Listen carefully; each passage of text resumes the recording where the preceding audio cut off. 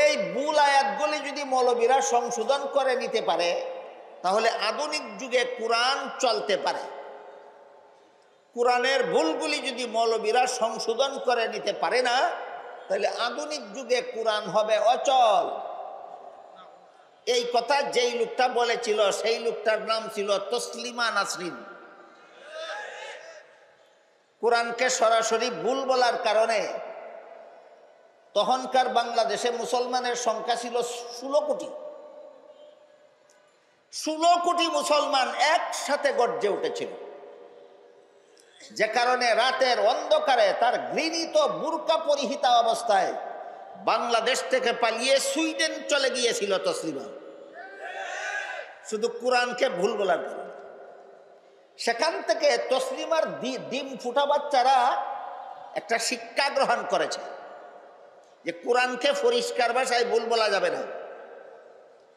কোরআনকে পরিষ্কার ভাষায় ভুল বললে তসলিমার যে পরিণতি হয়েছে এদেরও সেই পরিণতি হতে বাধ্য। এই জন্য তসলিমার ঘটনার থেকে শিক্ষা গ্রহণ করে তসলিমার ডিম ফুটা বাচ্চারা এখন কোরআন ভুল বলে না, শুধু কোরআনের বিধানের বিরুদ্ধে যুক্তি দাঁড় করায়। কোরআনের যত বিধানের বিরুদ্ধে তসলিমার উত্তরসূরিরা তসলিমার যুক্তি অবলম্বন করে কোরআনের যে সমস্ত আয়াতের বিরুদ্ধে যুক্তি দাঁড় করায়, এর মধ্যে আজকের মতো একটা উদাহরণ আপনাদের সামনে তুলে ধরছি। পবিত্র কোরআনের সূরা নিসা এর 11 নম্বর আয়াতে আল্লাহ বলেছেন, ওয়ালিযাকারি মিসলু হাযিল উনসায়াইন। এর মর্ম হলো পিতামাতা মারা গেলে পিতামাতার ত্যায্য সম্পদে ছেলে পাবে 2 অংশ, মেয়ে পাবে 1 অংশ। কোরআনের বিবরণ, আল্লাহর বিধান। আজকে নতুন শুনেছেন না জীবনে আরো শুনেছেন? পিতামাতার ত্যায্য সম্পদে ছেলে পাবে 2 অংশ, মেয়ে পাবে 1 অংশ। এই কথাটা আল্লাহ বলেছেন কোরআনের সূরা নিসার 11 নম্বর আয়াত। তাই তসলিমা পরিষ্কার ভাষায় বলেছিল 11 নম্বর আয়াত ভুল। তসলিমার ডিম ফুটে যে সমস্ত বাচ্চা বাংলাদেশে জন্ম হয়েছে এরা 11 নম্বর আয়াত ভুল বলে না, এরা শুধু বলে আমরা সমান অধিকার চাই। ঘুরে ফিরে তো এক কথাই হইল, ঘুরে ফিরে তো এক কথাই হইল, যেহেতু আমরা সমান অধিকার চাই তাই ছেলেকে 2 অংশ দিলে মেয়েকেও 2 অংশ দিতে হবে, আর মেয়েকে 1 অংশ দিলে ছেলেকেও 1 অংশ দিতে হবে। কোরআনও বলে না, ভুলও বলে না, শুধু বলে আমরা সমান অধিকার চাই। এই হইল যুক্তি। আমার কথা বুঝে থাকলে বলুন তো এমন যুক্তিবাদী বাংলাদেশে আছে কিনা? এই যুক্তিবাদীর যুক্তি কতটুকু শুদ্ধ আর কোরআন কতটুকু ভুল, এই ব্যাপারে আমি আপনাদের একটু দৃষ্টি আকর্ষণ করতে চাই। এর আগে আল্লাহর কোনো বিধানের বিরুদ্ধে যদি কেউ যুক্তি দেয়, এই যুক্তিবাদীর সুফল কি কি পুরস্কার আছে এটা আগে কই। আল্লাহর গোটা সৃষ্ট জগতে সর্বপ্রথম আল্লাহর বিধানের বিরুদ্ধে যুক্তি দিয়েছিল ইবলিস। আল্লাহ বলেছিলেন আদমকে সেজদা দিয়ে সম্মান করো। সে বলেছিল আদম সৃষ্টি করেছ মাটির দ্বারা, মাটিতে অন্ধকার থাকে। ইবলিস সৃষ্টি করেছ আগুনের দ্বারা, আগুনে আলো থাকে। কাজেই অন্ধকারাচ্ছন্ন মাটির তৈরি আদমের চেয়ে আলোকিত আগুনের তৈরি ইবলিস শ্রেষ্ঠ। শ্রেষ্ঠ হয়ে নিকৃষ্টকে সম্মান করার কোনো যুক্তি নাই। বুঝে থাকলে বলুন তো আল্লাহর সৃষ্ট জগতে আল্লাহর বিধানের বিরুদ্ধে সর্বপ্রথম যুক্তি দিয়েছিল কে? ইবলিস। এই ঘটনার আগে ইবলিস ৮০,০০০ বছর আল্লাহর ইবাদত করেছিল। আমাদের বাংলাদেশের যুক্তিবাদীরা কত হাজার বছর আল্লাহর ইবাদত করেছে। ইবলিস এই ঘটনার আগে তাফসীরে কুরতুবী শরীফে লেখা আছে, এই ঘটনার আগে ইবলিস ৮০,০০০ বছর আল্লাহর ইবাদত করেছিল। তারপরে আল্লাহ ইবলিসকে সমগ্র পৃথিবীর রাজত্ব দান করেছিলেন। কোন দেশের রাজত্ব? সমগ্র পৃথিবীর রাজত্ব দান করেছিলেন। জান্নাতে বসবাস করার ফ্যাসিলিটি দিয়েছিল।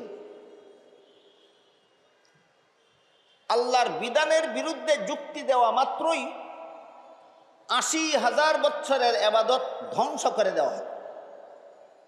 সমগ্র পৃথিবীর রাজত্ব তার কাছ থেকে ছিনিয়ে নেওয়া হলো, জান্নাত থেকে বহিষ্কার করে দেওয়া হলো, ভবিষ্যতের জন্য বলে দেওয়া হলো ফাইন্নাকা রাজিম, তুমি চিরকালের জন্য আল্লাহর রহমত থেকে বঞ্চিত। আল্লাহর জগতের সর্বপ্রথম যুক্তিবাদী যে আল্লাহর বিধানের বিরুদ্ধে যুক্তি দিয়েছিল, কটা পুরস্কার পাইল? 4টা। ৮০,০০০ বছরের ইবাদত ধ্বংস হয়ে গেল, পৃথিবীর রাজত্ব ছিনিয়ে নেওয়া হলো, জান্নাত থেকে বহিষ্কার করে দেওয়া হলো, চিরকালের জন্য অভিশাপ, আল্লাহর অভিশাপ প্রাপ্ত হলো। কটা পুরস্কার? এই ইবলিসের কাহিনী কোরআনের শুরু থেকে শেষ পর্যন্ত কেন আল্লাহ বারবার বলেন?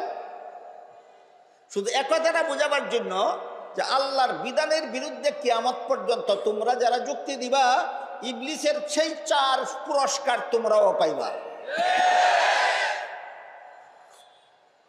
পুরস্কার না তিরস্কার, সেটা আপনারাই ঠিক করুন। আমি একটা বললাম,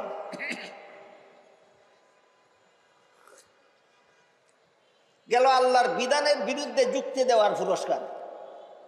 এবার আসুন তসলিমা এবং তসলিমার ডিম ফুটা বাচ্চাদের যুক্তি। সূরা নিসার 11 নম্বর আয়াতে আল্লাহ বলেছেন ছেলে পাবে 2 অংশ, মেয়ে পাবে 1 অংশ। আল্লাহ এখানে কত বড় অযৌক্তিক কাজ করেছেন। আর না হয় আল্লাহ যুক্তি বলতে কিছু বুঝেন সুঝেন না। এই সমস্ত পণ্ডিতের চেয়ে আল্লাহ যুক্তি কিছু কম বুঝেন না, চূড়ান্ত যুক্তিসম্মত।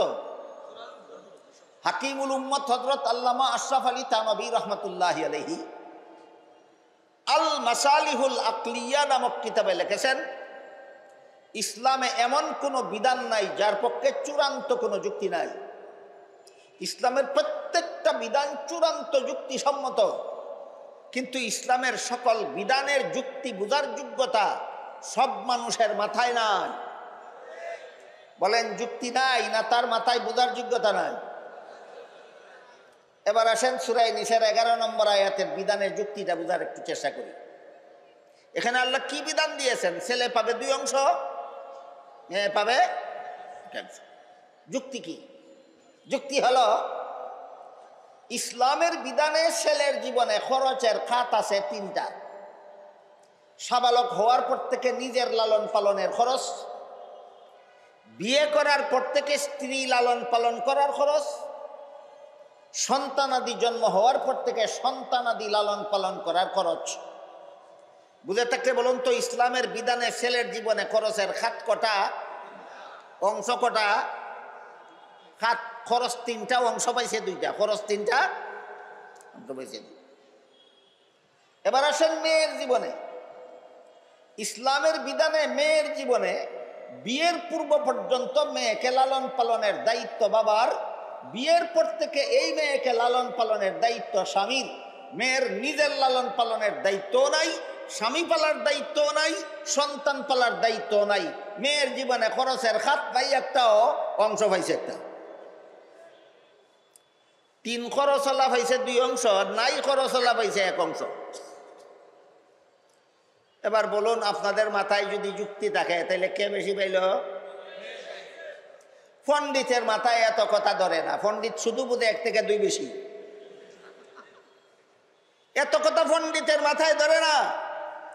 সমান অধিকারবাদী পণ্ডিতের মাথায় এত কথা ধরে না। পণ্ডিতের মাথায় শুধু ধরে 1 থেকে 2 বেশি। এটা কেতটা বড় মূর্খ পণ্ডিত, এটা আপনাদের বুঝাবার জন্য একটা গল্প বলি, শুনুন।